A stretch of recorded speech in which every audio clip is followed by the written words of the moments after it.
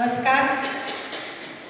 वनिता सांस्कृतिक संस्था, ज्या संस्थेला 38 वर्ष झाली आणि गेली 38 वर्ष अव्याहतपणे अनेक प्रकारचं सामाजिक काम करणारी अशी ही संस्था आणि या संस्थेच्या संस्थापिका अनुराधाताई, मनीषा आणि या ठिकाणी व्यासपीठावर असलेल्या छायाताई आणि माझ्यासमोर बसलेल्या सर्व माझ्या सख्यांनो आणि सर्व श्रोते,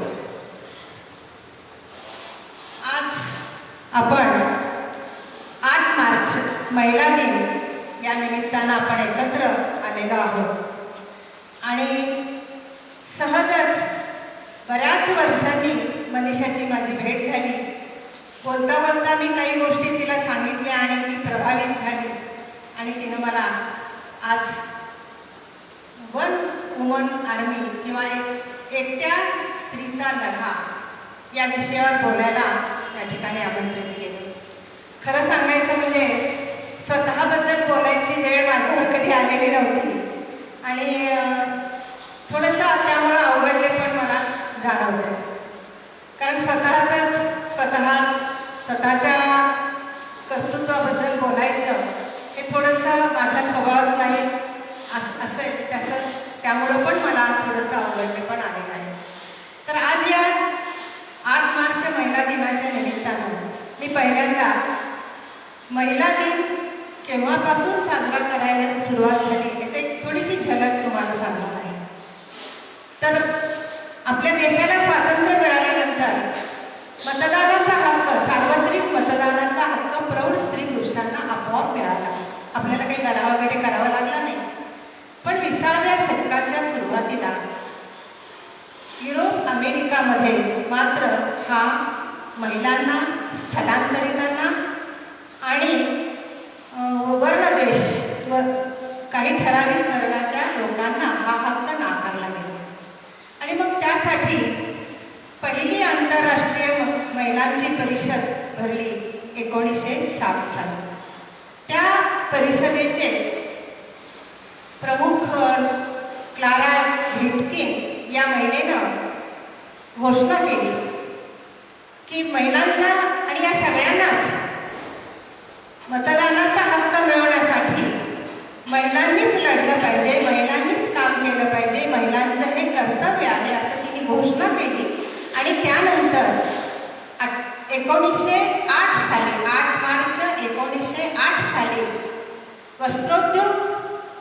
वस्त्र तयार करण्याच्या कारखान्यामध्ये काम करणाऱ्या हजारो महिला संघटित झाल्या आणि या सगळ्या महिलांनी आपल्या नोकरीमध्ये जे काही त्यांच्यावर अन्याय होत होते त्याच्यासाठी काही मागण्या केल्या आणि त्याचबरोबर महिलांना स्थलांतरित जे लोक आहेत त्यांच्यासाठी आणि इतर सर्वांसाठी मतदानाचा हक्क मिळालाच पाहिजे अशी निदर्शनं केली. आणि हा फार मोठा ऐतिहासिक लढा त्या काळामध्ये झाला आणि या ऐतिहासिक लढ्याच्या स्मरणार्थ 8 मार्च हा महिला दिन साजरा केला जातो. त्यानंतर मॅडमने आपल्याला सांगितलंच की भारतामध्ये 1975 पासून आपण आज साजरा करतोय, 50 वर्ष झाली त्याला. तर हे सांगण्याचं कारण की लढाऊ वृत्ती स्त्रीमध्ये कशी आहे याची एक झलक तुम्हाला मी दिली. आता मी तुम्हाला नेणार आहे अगदी उत्क्रांतीच्या काळामध्ये, ज्या वेळा मानव गुहेमध्ये राहत होता, त्यावेळेला जी मातृशक्ती होती, म्हणजे स्त्रिया सबल होत्या, श्रेष्ठ होत्या, सन्मान होता त्यांना. त्याचं कारण काय? तर स्त्रीकडे पुनर्निर्माण करण्याची शक्ती आहे, वंश सातत्य ठेवायची शक्ती आहे. ती बाळाला जन्म देते, केवळ जन्मच देत नाही तर त्याचं पालन पोषण अतिशय निगराणीनं करते आणि ही तिच्याकडे असलेली उपजत प्रेरणा, उपजत नैसर्गिक शक्ती ही परमेश्वरानंच, निसर्गानंच तिच्याकडे दिलेली आहे. आणि त्यामुळं मातृशक्तीला अतिशय मानाचं स्थान होतं. सगळेजण तिला मानत होते. त्यावेळेला तीच श्रेष्ठ होती. आणि पुरुष काही शिकारीच्या निमित्तानं बाहेर, पण कुटुंबामध्ये कुटुंबामध्ये सगळ्या स्त्रियाच असायच्या आणि या सगळ्या स्त्रिया आपल्या आपल्या स्वभावाप्रमाणे कोणी घरकाम कोणी बाहेरचं असं सगळं करायच्या. म्हणजे तिनं शेतीही कशी करायची याचाही शोध लावला, विणकाम, प्राण्यांच्या कातड्यापासून वस्त्र बनवण्याचा शोध लावला. ही सगळी कामं ती करत असे आणि त्यामुळे तिचं श्रेष्ठत्व होतं. तसंच ती बाहेर व्यापार उद्योग सुद्धा करत असे आणि लढाऊ स्त्री होती. टोळ्यामध्ये युद्ध झाली तर ती लढाईला सुद्धा ती पुढं होती. शस्त्रास्त्रांची निर्मिती करण्यामध्येही ती पुढं होती. आणि मग या सगळ्या तिच्या गुणांमधून आपण पाठीमागं बघून स्वतःकडे आपल्याला बघायचं आहे, स्वतःचा शोध घ्यायचा आहे. म्हणून तुम्हाला हे मातृशक्तीचं मी उदाहरण देते आहे. आज आपल्या सगळ्या प्रत्येक गावामध्ये एका देवीचं मंदिर आहे. आपली अंबामाता असू दे, यमाई असू दे, जोगमाई असू दे किंवा जोगेश्वरी असू दे, प्रत्येक गावातली ही जी देवतांची मंदिरं आहेत आणि त्यांच्या यात्रा भरवल्या जातात त्या सगळ्या लढाऊ स्त्रियांची ती उदाहरणं आहेत. आणि पुढं मग संपत्ती आली, मालकी हक्क आला आणि त्या मालकी हक्कातून माझी जमीन पुढं पुरुषी शेती करू लागला. मग संपत्तीवरचा मालकी हक्क आला. त्यातून मग विवाह संस्था आली आणि विवाह संस्थेतून मग कुटुंब संस्था आली आणि मग स्त्री चार भिंतीच्या बंदिस्त झाली. आणि मग तिच्यावर अन्याय अत्याचार वगैरे जे काही आज आपण पाहतोय ते तिथून त्याला सुरुवात झाली आणि हजारो वर्ष अशा परिस्थितीत तिला राहावं लागलं. आणि त्यानंतर तुम्हाला माहिती आहे की 1700 सालामध्ये अहिल्याबाई होळकर आणि त्यानंतर अनेक आगरकर, कर्वे यासारख्या समाजसुधारकांनी जे प्रयत्न केले, महात्मा फुले यांनी मुलींची पहिली शाळा सुरू केली 1850 साली आणि त्यातून स्त्रियांच्या जीवनामध्ये आज जो आपल्याला बदल झालेला दिसतोय तो बदल आपण पाहत आहोत. आत्ताच मॅडमनी अजून किती बदल व्हायला हवे आणि केवढा मोठा पुढचा टप्पा आपल्याला गाठायचा आहे त्याबद्दल त्यांनी आत्ताच आपल्याला सांगितलेलं आहे. तर हे सगळं सांगण्याच्या पाठीमागचा उद्देश माझा एवढाच आहे की लढाऊ बाणा हा आपल्यामध्ये कसा आहे, पूर्वी होता, आता आपल्याला तो पुन्हा नव्यानं जागा करायचा आहे. आता मी वेळेचं बंधन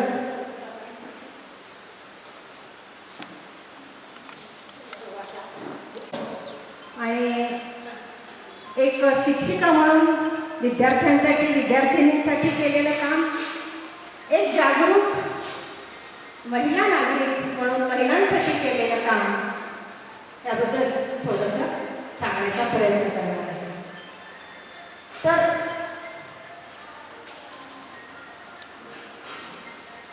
कधी असं स्वतःबद्दल, स्वतःच्या कामाबद्दल बोलायचं कधी नव्हतंच. आणि मनीषानं जेव्हा हा विषय दिला, तिनं मला सांगितलं की या विषयावर तुम्ही बोला, तेव्हा मग मी खऱ्या अर्थानं आज मला निवृत्त होऊनही 15 वर्ष होत आली आणि मग मी मागं वळून माझ्याच आयुष्याकडे डोकावून पाहायला लागले. तेव्हा माझ्या अनेक गोष्टी लक्षात आल्या. मनीषाचे मी आभार मानते कारण तिनं मला आधी संधी दिली स्वतःच्याच आयुष्याकडे मागं वळून पाहण्याची. तर माझे वडील वकील, त्यामुळे मी एक चांगल्या सुसंस्कृत सधन कुटुंबात वाढलेली आणि वडिलांनी अगदी जाणीवपूर्वक तिघी बहिणींना आमचे शिक्षण द्यायचं आणि स्वतःच्या पायावर उभं करायचं अशी त्यांची मनाची तळमळ होतीच आणि त्यामुळे आम्हाला शिक्षणाची उत्तम संधी लहानपणी मिळाली. तसंच वकील असल्यामुळं पक्षकारांच्या बरोबर अनेक प्रकारच्या, अनेक वेगवेगळ्या क्षेत्रात काम करत असणारी अनेक मंडळी, मग ते आध्यात्मिक असू दे, सांस्कृतिक असू दे, राजकीय असू दे, सामाजिक असू दे किंवा गावामध्ये कोणी आलं तर पहिल्यांदा आमच्या घराचंच नाव सांगितलं जायचं आणि ती सगळी माणसं घरात यायची आणि त्या सगळ्यांचे विचार न कळतपणे बालमनावर पडले. त्यातून एक सामाजिक जाणीव नकळत निर्माण झाली असावी असं आज मला लक्षात येते. आणि ते सगळं करण्यासाठी इतकी माणसं घरी यायची, त्यावेळेला काही गॅस वगैरे पण काही नव्हतं, चुलीवर स्वयंपाक होता आणि हे सगळं करण्यासाठी आईला हे सगळं करायला लागायचं. ती वडिलांच्या धाकामुळे करायची आणि तेही तिच्यावर होणारा अन्यायही मीच माझ्या डोळ्यानं पाहिला आणि त्याच वेळी माझ्या मनामध्ये स्त्रियांच्या बद्दल एक प्रचंड प्रेम, आस्था, जिव्हाळा निर्माण झाला असावा असं अगदी आत्ता जाणीवपूर्वक मला असं वाटतं.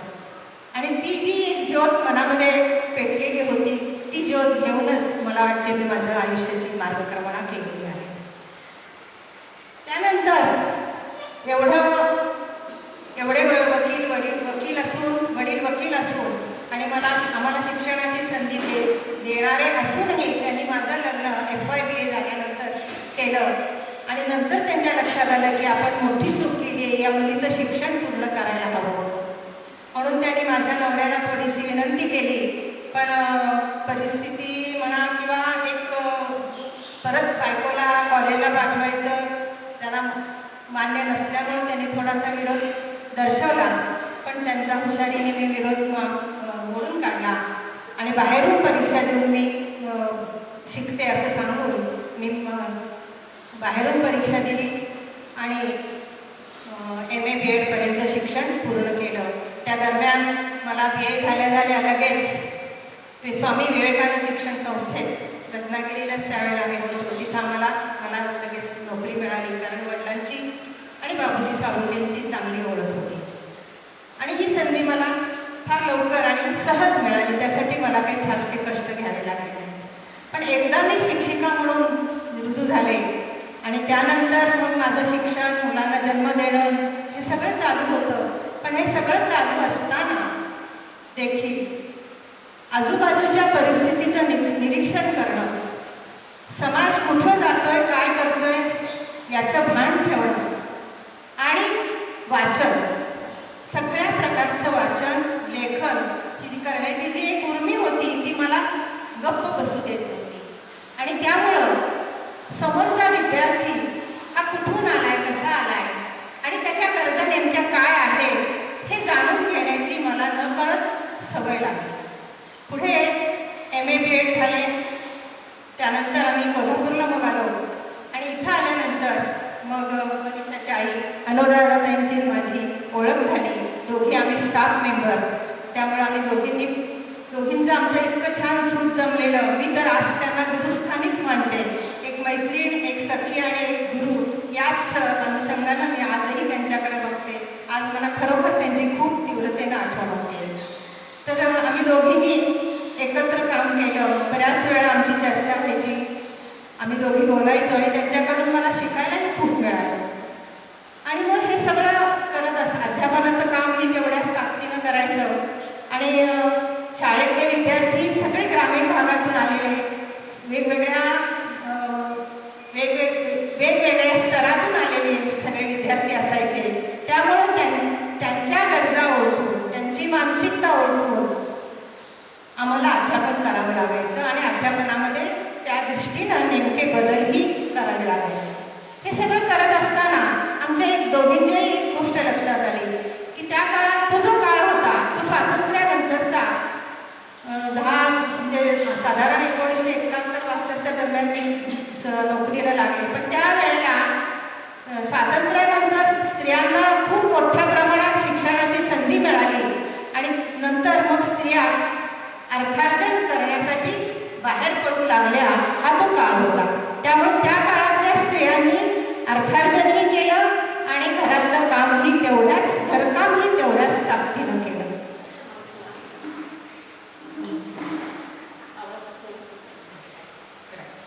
तर या अशा परिस्थितीत आम्ही दोघी एकत्र आलो आणि तेव्हा लक्षात आलं की सगळ्या आमच्या स्टाफ मेंबर ज्या शिक्षिका होत्या त्या घर आणि शाळा याच्या पलीकडे काही विचारच करायचा नाही.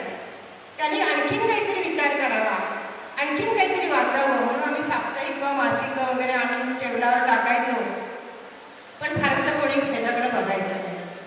आणि मग म्हणजे शिकली स्त्री अर्थार्जन करू लागली तरी पण तिचं ज्ञान चौफेर व्हावं, तिनं समाजात चाललेल्या वेगवेगळ्या विचार प्रवाह जाणून घ्यावे, आपलं ज्ञान वाढवावं, सगळ्या स्तरातील वाचन तिनं करावं अशी आम्हाला एक गरज त्यावेळेला वाटली आणि त्यातून स्वानंद सखीची आम्ही स्थापना केली. त्याबद्दल मी पुढे बोलणार आहे. तर या स्वानंद सखीच्या स्थापनेमुळं माझ्यातही खूप छान बदल झाला. मला सुरुवातीला वाचनाची आवड होतीच आणि त्याचबरोबर स्वानंद सखीमुळं पण आणखीन छान वाचायला मिळालं. सगळ्या शिक्षण तज्ज्ञ लीलाताई पाटील यांची अनेक पुस्तकं मी वाचली. त्यांच्या कार्यशाळा मी बऱ्याचशा आमच्या शाळांमधून त्यांच्या कार्यशाळा आयोजित केल्या. त्यामुळं एक वेगळीच प्रगल्भता माझ्यामध्ये निर्माण झाली. विद्यार्थ्यांच्याकडे बघण्याचा एक वेगळा दृष्टिकोन माझ्यामध्ये आपोआप तयार झाला आणि मग शोधक वृत्ती निर्माण झाली. शोधणं हा माझा मुळात स्वभाव आहेच आणि त्या स्वभावाला आणखीन चांगलं खत पाणी मिळालं आणि मग शोध सुरू झाला. आता हा शोध कोणता होता? तर शाळेतला विद्यार्थी बराच तळागाळातला आणि ग्रामीण भागातल्या विद्यार्थ्यांसाठीच आम्ही काम केलेलं आहे. शहरी हुशार आणि सुसंस्कृत कुटुंबातून आलेले विद्यार्थी फार आमच्याकडं कमी असायचे. त्यामुळं मी विचार करायला लागले की 5वीत आलेला मुलगा किंवा मुलगी 60, 70, 80% मार्क त्यांचे 5वीत असायचे, पण 8वी 9वी पर्यंत जाऊपर्यंत त्यांच्या मार्कांची गती कमी व्हायची. मग ते 50% यायचे, 40% यायचे आणि ही संख्या जास्त होती. वर्गातली जर 50 मुलं तुम्ही घेतली, 50 मुलांचा वर्ग घेतला तर 10 मुलं ही ओरिजिनल असतात. उपजत प्रवृत्ती असते त्यांच्यात फारसा फरक पडत नाही. ती शांत आणि स्थिर मनानं पुढे जात असतात. पण तो 40 मुलांचा जो गट असतो ती अत्यंत गोंधळलेली असतात, अस्थिर असतात, नको त्या गोष्टींमध्ये लक्ष घालणारी असतात. शिक्षकांना अध्यापन करण्यामध्ये अडचणी निर्माण करणारे हे सगळे विद्यार्थी असतात. मग हे असं का? त्याचं कारण काय? त्यांची का प्रगती होत नाही? त्यांचा का विकास होत नाही? त्यांच्या अभ्यासामधील प्रगती किंवा इतर त्यांच्या कला असतील, चित्रकला असेल किंवा गायन असेल, खेळ असतील, याच्यामध्ये जेवढी प्रगती व्हायला पाहिजे तिथं का होत नाही? किंवा होत असेल तर तिथं काहीतरी अडचणी का निर्माण होत आहेत? असे प्रश्न मला पडायला लागले आणि मग मी त्याचा शोध घ्यायला लागले आणि शोध घेता घेता मी त्या अनुषंगाने अनेक पुस्तकं वाचली. वर्तमानपत्रातली कात्रणं, वर्तमानपत्रात पण अशा प्रकारचे काही लेख यायचे ते वाचले, त्याची कात्रणं काढून ठेवली आणि मग माझ्या लक्षात आलं की ही पौगंडावस्था आहे मुलांच्या किंवा मुलींच्या आयुष्यातील, प्रत्येकाच्या आयुष्यातील साधारण 11-12 वयापासून ते 18-19 वयापर्यंतचा जो काळ 4-5 वर्षाचा असतो तो अत्यंत महत्त्वाचाही असतो, पण तो त्याला सावरणंही तेवढंच महत्त्वाचं असतं. मग काय होतं या वयात, या काळात काय होत असेल याचा शोध मी घेतला. तेव्हा माझ्या लक्षात आलं की साधारण निसर्गाला काय करायचं आहे? वंश सातत्य ठेवायचं आहे. त्यामुळे निसर्ग काय करतो, कोणतं काम करतो, तर या मुलांना मुलींच्या शरीरात बदल करायला लागतो. हे शारीरिक बदल असतात, हार्मोन्स चेंज होत असतात आणि हे होत असताना मुलांचा शारीरिक बदलाचा मुलांच्या मानसिकतेवर काय परिणाम होतो त्याचा मी शोध घेतला. तेव्हा माझ्या लक्षात आलं की ही मुलं गोंधळून जातात, अस्वस्थ होतात. त्यांना आपण काय करतोय हे त्यांना कळत पण नसतं आणि त्यावेळेला त्यांना जे काही योग्य मार्गदर्शनाची गरज असते आणि आपल्याकडे तर ह्या विषयात बोलतच नाही कोणी, तो विषय न बोलण्याचाच असल्यामुळं त्यांना काही कळतच नाही नेमकं काय घडतंय आणि मग सगळे पालक रागावतात, शिक्षक रागावतात, मारतात, धाकधपटशा दाखवतात, पण याचा काहीही परिणाम त्यांच्यावर सकारात्मक होत नाही. आणि मग माझ्या हे लक्षात आल्यानंतर मग वर्गात तुम्हाला माहितीच आहे सगळ्यांना की मग मुला-मुलींचे वर्ग असले की मग काही मुला-मुलींना छेडछाड काढणं, ते काय बाद फेकणं, चिठ्ठ्या देणं, वया पुस्तकांच्या माध्यमातून त्यांना चिठ्ठ्या पुरवणं, रस्त्यावर जाता येता छेडछाड करणं वगैरे असे सगळे प्रकार चालू असतात. त्याचे परिणाम मुलींच्यावर आणि खूपच वाईट होत असतात. मुलींची अवस्था, गोंधळलेली अवस्था तर आपण त्याचा विचारच करू शकत नाही. आणि हे सगळं माझ्या लक्षात आल्यानंतर मग मी काय करायला लागले. मी सहशिक्षिका होते, मला तसा काही एवढा मोठा अधिकार नव्हता, तरी पण मला मधली सुट्टी आणि ऑफ तास मिळाले की मी या मुलांसाठी काम करायला सुरुवात केली. माझा एक छंद म्हणून मी काम करायला सुरुवात केली. आणि त्यावेळेला मग कुणीतरी मुलींची छेड काढली की कुठल्या तरी मुलांना शिक्षक बेदम मारायचे. ते बेदम मारलेलं बघून मला माझ्या कानावर आलं की मला खूप वाईट वाटायचं. मग मी त्या शिक्षकांना म्हणायचे, नका हो मारू त्यांना, तुम्ही त्या मुलांना माझ्याकडे पाठवा, असं मी त्याला सांगायचे. मग ती मुलं मी घेऊन किती थोडा वेळ मिळायचा मला, अध्यापनाचं काम, आम्हाला शिक्षकांना काम भरपूर असतं, लेखनाचंही काम, तपासणं, वह्या तपासणं, कॅटलॉग वगैरे कामातनं मी त्यातनं वेळ काढायची आणि त्या मुलांना द्यायची, त्या मुलांशी बोलायची आणि मला इतका छान अनुभव यायचा. मुलींशीही बोलायची. एक 5-10 मिनिटं मी त्यांच्याशी संवाद साधायला लागले आणि त्यांना वयात येण्याचा काळ, त्यामुळं होणारे बदल आणि या बदलाचा, शारीरिक बदलाचा मानसिकतेवर होणारा परिणाम, त्यामुळं मनाची झालेली घालणे, गोंधळ, अस्वस्थता कसा होतो याचं थोडं थोडं मार्गदर्शन करायला लागले आणि त्यांच्यातला बदल मला अत्यंत आश्चर्यकारक जाणवला.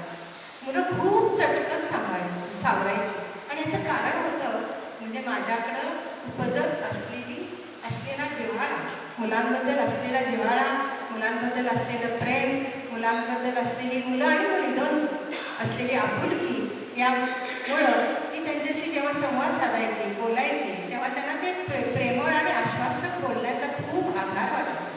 आणि हा आधारच त्या काळात खूप गरजेचा असतो. हा आधार त्यांना कुठंही मिळत नाही. ना वडीलधाऱ्या माणसांकडून मिळत नाही, घरातल्या पालकांकडून मिळत नाही आणि शिक्षकांकडून तर मुळीच नाही. चुकलं की मारायचं, रागवायचं हेच आपल्याकडं परंपरागत चालत आलेलं आहे. आणि हे सगळं पाहिल्यानंतर मला खूप आनंद व्हायचा, खूप समाधान वाटायचं. मग माझी आणखीन शोधक प्रवृत्ती वाढली, पुन्हा आणखीन त्या अनुषंगानं माझं वाचन वाढलं आणि माझ्या मनाची तयारी होत गेली. आणि हे माझ्यातलं कौशल्य बघून अनेक शिक्षक माझ्याकडे आपली मुलं पाठवायची कौन्सिलिंगसाठी, समुपदेशनासाठी. शेजाऱ्यांच्या मुलांचं, मुलींचं मी बोलवून, तिथं काही प्रश्न निर्माण झाले की त्या मुलाला मी घरी बोलवून त्यांच्याशी मी संवाद साधायची आणि ते सगळं मनातलं मग काय आहे, काय नाही, काय घडलं, हे सगळं मला सांगायचे. खूप उदाहरणं आहेत, वेळेअभावी सगळे उदाहरणं देऊ शकत नाही. तर हे सगळं मला सांगत राहिले आणि त्यातून माझी एक मानसिकता, एक आत्मविश्वासाचं बळ, मनाचा कणखरपणा आणि मुलांच्याबद्दल असलेली आपुलकी, या सगळ्याचं बळ घेऊन जेव्हा मला मुख्याध्यापिकेचं प्रमोशन मिळालं तेव्हा मला या सगळ्याचा नकळत उपयोग झाला. हे सगळं मी आज जेव्हा शोधते तेव्हा माझ्या लक्षात येते. पण हे मी करत जात होते, करत राहिले, पण ते का केलं ते आज मी शोधून तुमच्यापुढे मांडण्याचा अल्पसा प्रयत्न करत आहे. मग मला विवेकानंद संस्थेचे तुम्हाला माहिती आहे की सगळ्या महाराष्ट्रभर शाळा आहेत, अगदी मुंबईपासून ते सगळीकडे शाळा आहेत आणि या शाळा शहरातून नाही आहेत, तर त्या शाळा सगळ्या ग्रामीण भागात आहेत. अगदी जिथं कुणी पोहोचणार नाही अशा ठिकाणी बापूजी साळुंखे जाऊन त्यांनी तिथं शाळा काढलेल्या आहेत आणि त्यामुळं तिथली मुलं, विद्यार्थी, मुली शिकल्या.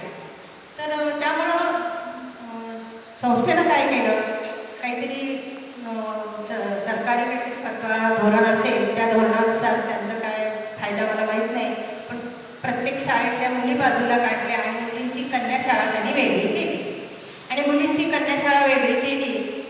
काही ठराविक 4-5 शहरामध्ये कन्याशाळाही मोठ्या होत्या आणि मुलांची शाळा ही मोठ्या होते. पण बऱ्याच ठिकाणी ग्रामीण भागात, छोट्या छोट्या गावात पण त्यांनी 4-4 वर्गाच्या कन्याशाळा काढल्या आणि मग त्या कन्याशाळेवर मुख्याध्यापिका नेमायचं जेव्हा त्यांच्या लक्षात आलं तेव्हा त्यांच्या सिनियरिटीप्रमाणे त्यांनी माझी ऑर्डर तिकडे पनवेल जिल्ह्यामध्ये केली. एक छोटंसंच गाव होतं, हायवेला लागून असलेलं ते गाव. मी गावाचे नावं सांगणार नाही कारण शेवटी जाहीररित्या काही गोष्टी बोलणं हे चुकीचं वाटलं नाही. तर आज त्या ठिकाणी बदली झाली. तिथं एक 6 महिने 7-8 महिने मी काम केलं. तिथे खूप छान अनुभव आला. 1-2 मिनिटात तिथला अनुभव सांगते. मुलींची शाळा 4च वर्ग, 100 ते 150 मुली आणि दर शनिवारी शिपायाची तक्रार की कोपऱ्यात भरपूर कचरा साठलेला असायचा. त्यानं मला दाखवला तर वडापाव खाऊन कागद टाकलेले ते होते, तो कचरा होता. लगेच मी दुसऱ्या दिवशी सगळ्या मुलींना एकत्र केलं आणि आहाराचं महत्त्व सांगितलं. या वयात किती चांगला पौष्टिक आहार घेणं आणि योगायोगानं त्याच वेळेला 1-2 मुलींची केस पण माझ्या कानावर आली की त्यांच्या पोटात पाणी वगैरे झाले म्हणून त्यांना ॲडमिट वगैरे केले. त्यामुळे माझ्या डोक्यात प्रकाश पडला. मी लगेच मुलींना एकत्र केलं, त्यांना सगळं त्यांचं आहाराचं महत्त्व सांगितलं. आणि तुम्ही घरचा डबा आणणं किती महत्त्वाचं आहे. सकाळी उठून तुम्ही अगदी घरातला भात फोडणी घालून का होईना आणा, पण तो घरचा डबा आणा असं सांगितलं.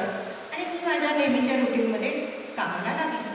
1-2 आठवडे गेले आणि एकदम मला शिक्षक आले आणि म्हणाले, अहो मॅडम त्या वडापाव विकणाऱ्या बाई तुमच्याशी भांडायला येणार आहेत.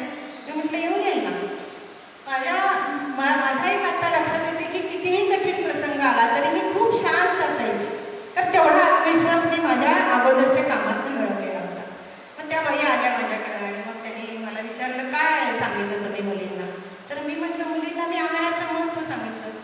आहाराचं महत्त्व सांगणं हे आता गरजेचं नाही का? या वयात मुलींनी जर चांगला आहार नाही घेतला तर त्यांचं पोषण कसं होणार? त्यांना पुढं मुलांना बाळाला जन्म द्यायचा असतो, त्यांची त्या दृष्टीनं घडण होत असते आणि ते सांगणं माझं काम आहे. आणि हे ऐकून मी खूप प्रभावित झाली. भांडायचं तर लांबच आणि आधी तशी ती निघून गेली. आणि विशेष म्हणजे आणि ती का भांडायला आली तर तिचा वडापाव घ्यायला सगळ्या मुली ज्या जात होत्या त्या सगळ्या बंद झाल्या. मुलीने वडापाव घेणंच बंद केलं आणि म्हणून ती माझ्याकडे भांडायला आली. पण ती भांडली नाही, तर तिनं स्वतःची मुलगी नंतर माझ्या शाळेत घातली. तर हे जे काम न कळत माझ्याकडून होत गेलं, आज त्या कामाचं महत्त्व माझ्या लक्षात येते. त्यानंतर काही संस्थेच्या राजकारणातून पेण जवळच्या एका गावामध्ये माझी बदली झाली. तिथंही मी वर्षभर असंच छान काम केलं. कोकणातली अगदी कोपऱ्यातलं गाव, तिथं बापूजी सानुके गेले नसते तर शाळा निघालीच नसती. तिथल्या मी ग्रामस्थांच्या मुलाखती वगैरे घेऊन बापूजींच्यावर त्यावेळेला लेखही लिहिला होता. ते त्या लोकांचं मत होतं की जर बापूजी आमच्याकडे आले नसते तर आम्ही असेच अनपढ अज्ञानी राहिलो असतो. म्हणून त्यावेळेला त्यांनी पालखीतनं त्यांची मिरवणूक काढली होती. तर हे असं हे छोटं गाव. आणि त्यानंतर मग मला मोठ्या शाळेत काम करण्याची माझी इच्छा मला गप्प बसू देईना. आणि त्यामुळं पुण्याजवळच्या एका शाळेमध्ये वेकन्सी आहे, तिथल्या मॅडम रिटायर्ड झाल्यात हे कळलं आणि त्या शाळेच्या बदलीसाठी थोडेसे प्रयत्न केले आणि मला त्याच्यामध्ये यश आलं.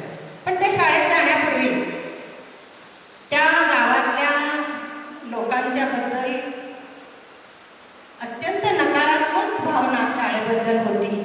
तिथले गावातले नेते मंडळी शाळेतल्या शिक्षिकांना, मुख्याध्यापकांना खूप त्रास देतात, त्यांना ते त्यांच्यावर वर्चस्व ठेवतात, असं नकारात्मक मला खूप ऐकायला मिळालं. पण मी माझ्यावर त्याचा काही परिणाम झाला नाही. मी त्या शाळेत जाऊन रुजू झाले. त्याच वेळेला शाळेबद्दल खूप तक्रारी होत्या. शाळा बंद पाडण्याच्या धमक्या ग्रामस्थांनी दिलेल्या होत्या. त्यानंतर अनेक शिक्षकांच्या बदल्यांची मागणी केली होती. त्यामुळं आणि शाळेत पण सगळं अस्थिर, गोंधळलेलं वातावरण होतं. मुलींचे ह्या सगळ्या अभ्यासातून माझ्याकडे आणखीन एक कला आली ती म्हणजे मुलींचे चेहरे बघितल्याबरोबरच त्या मुलांच्या मनात काय चाललंय ते मला लगेच कळायचं. ते चेहरे वाचण्याची कला आपोआप माझ्याकडे मी आत्मसात केली होती. आणि त्यामुळे मला तिथलं वातावरण शिक्षकांच्या चेहऱ्यातूनही माझ्या लक्षात आलं की इथं काय चाललंय.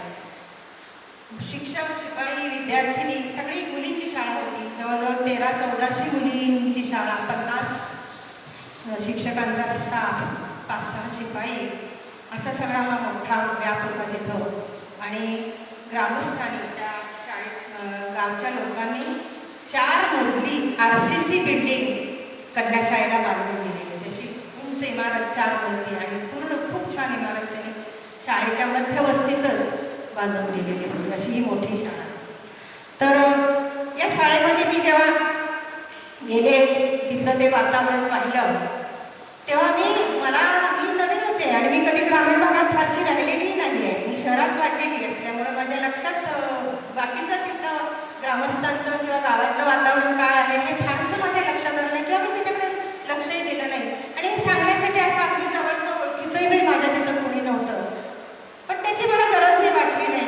शाळेत एकटीच राहत होते मी. या सगळ्या मुख्याध्यापिका झाल्या, सगळीकडे मी एकटीच राहिले आणि त्यामुळे घरचा व्याप मला तसा बऱ्यापैकी कमी होता. शाळेला मी भरपूर वेळ देऊ शकत होते आणि त्यामुळं मग मी सगळीकडचं बारकाईनं चाणाक्ष नजरेनं जेव्हा तेव्हा अनेक गोष्टी माझ्या लक्षात आल्या. मुलींच्या चेहऱ्यावरूनच लक्षात आलं की ह्या किती गोंधळलेल्या आहेत, किती अस्वस्थ आहेत आणि त्यांना काहीतरी त्रास आहे हे माझ्या लक्षात आलं. आणि मग मी सुरुवातीला पालकांच्या मीटिंग्स घेतल्या, शिक्षकांच्या मीटिंग्स घेतल्या. त्यांच्याकडून काही शाळेबाबतच्या काही त्यांच्या तक्रारी, त्यांची मतं जाणून घेण्याचा सुरुवातीला प्रयत्न केला.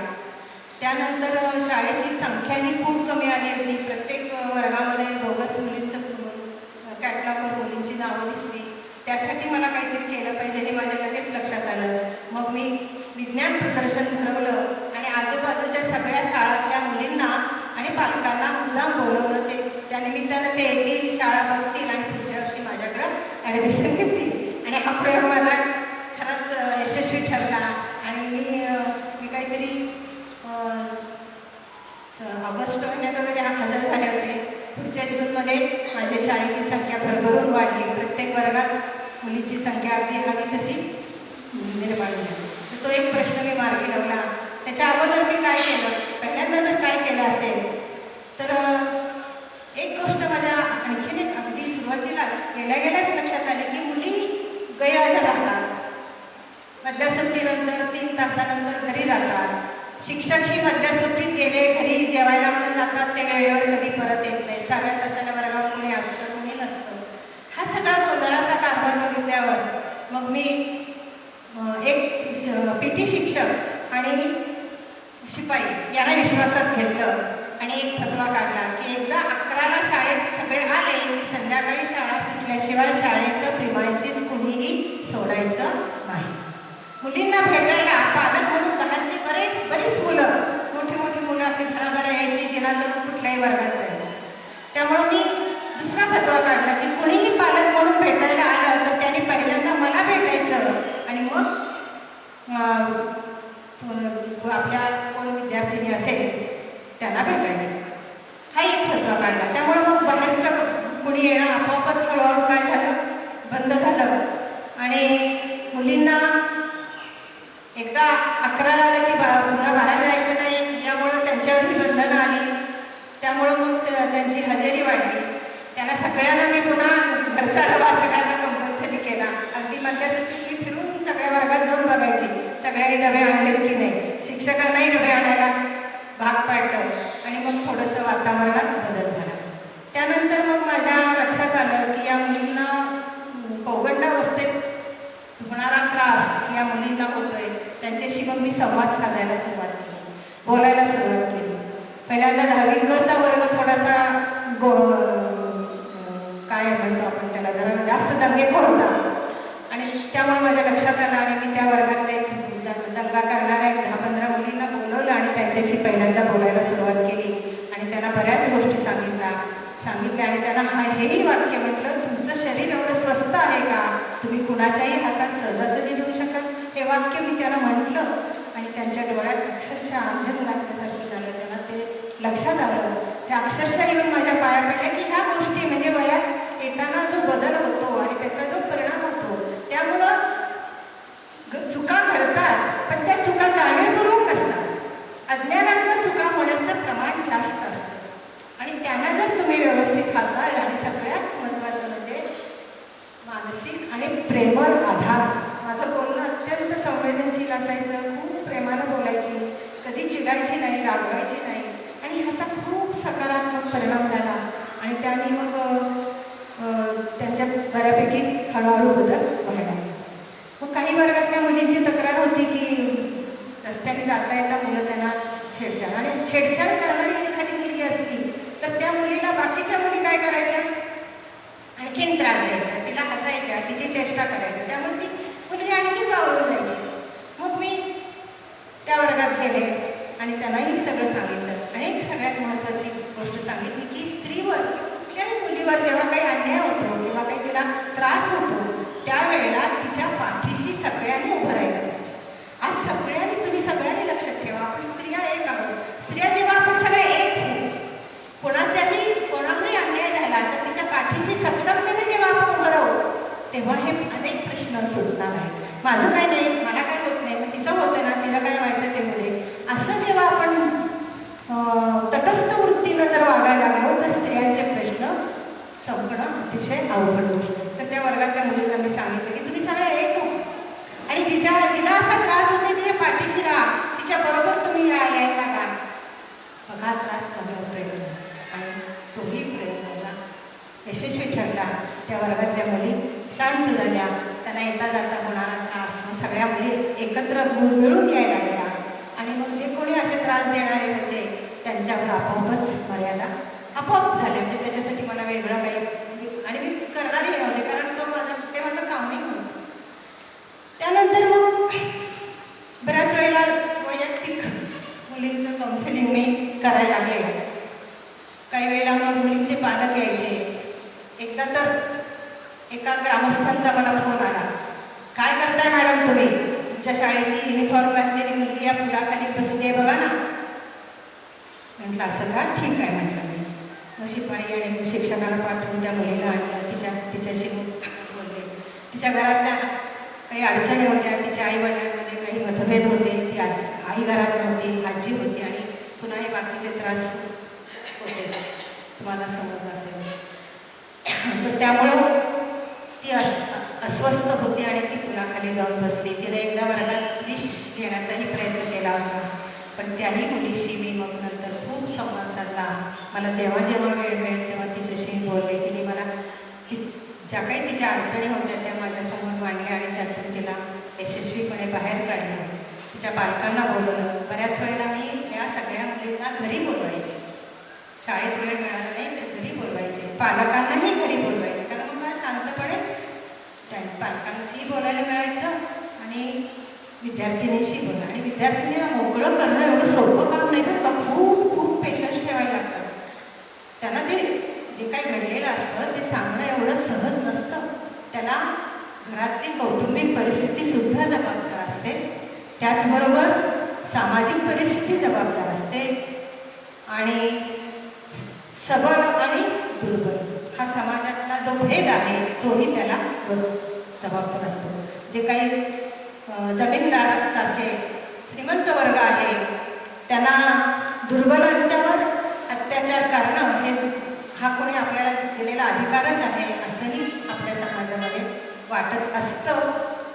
आजही त्या परिस्थितीत फारसा बदल झालेला नाही आहे. आपल्यापर्यंत अनेक गोष्टी येत नाहीत. मॅडमने आत्ताच सांगितलं की किती अत्याचाराची उदाहरणं आपण रोज ऐकतो. सगळं काम अत्यंत हुशारीनं केलं आणि मग शाळेचा टोन बदलला.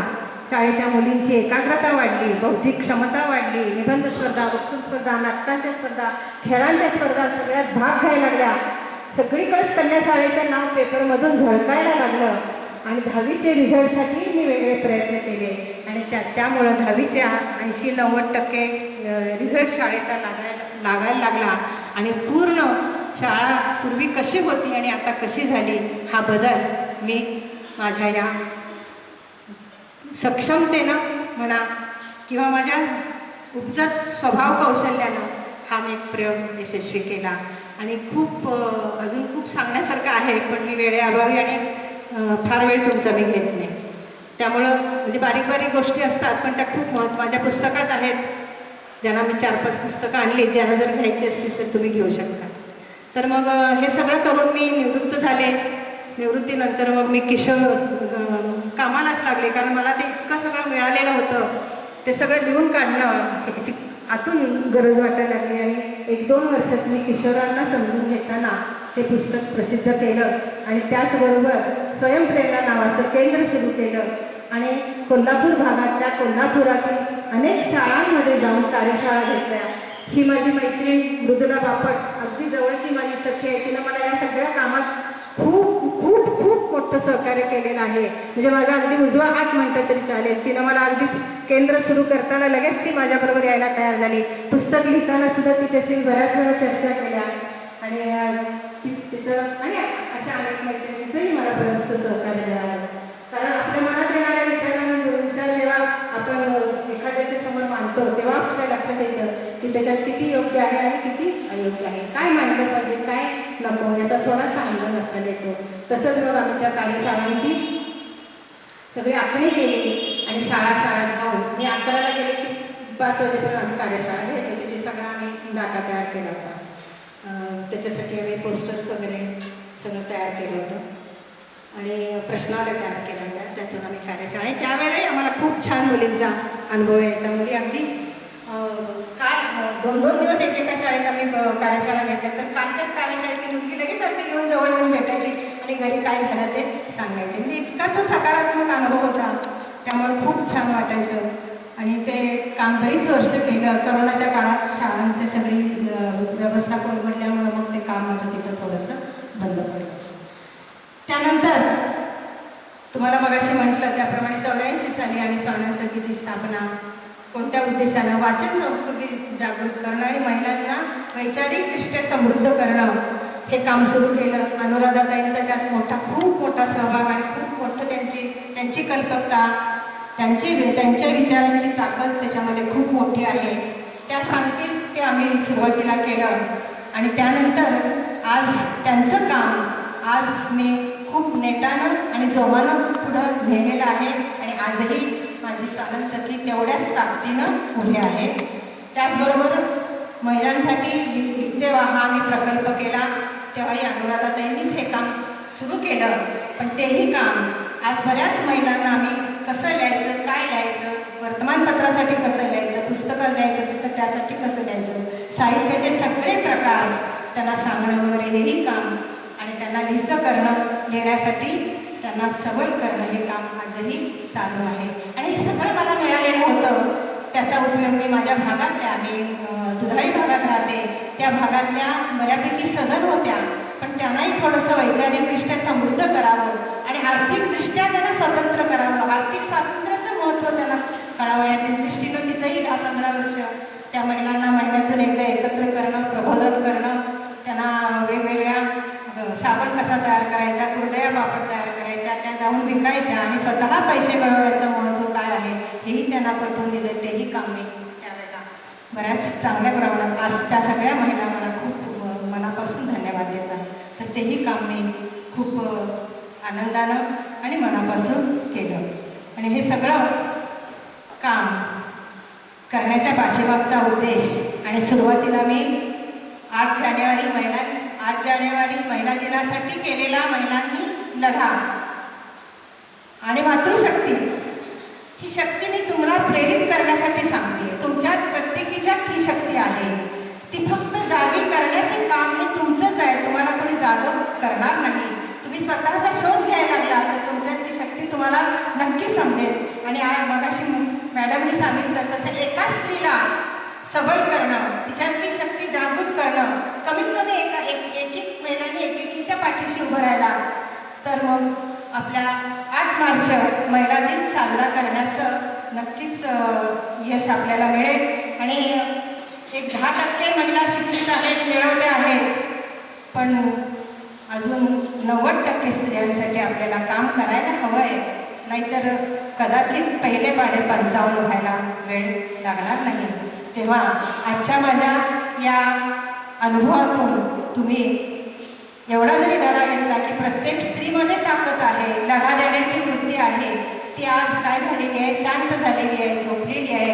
ती शक्ती आपण जागी करूया, स्वतःतली करूया आणि इतर महिलांच्या मध्येही करूया की जेणेकरून महिला खऱ्या अर्थानं सक्षम होतील, आर्थिक स्वातंत्र्य त्यांच्याकडे मिळेल आणि मग त्यांच्यावर होणारे जे अन्याय अत्याचार आहेत ते संपवण्यासाठी किंवा कमी होण्यासाठी आपला खालीचा वाटा आपण नक्कीच उचलू शकू. धन्यवाद.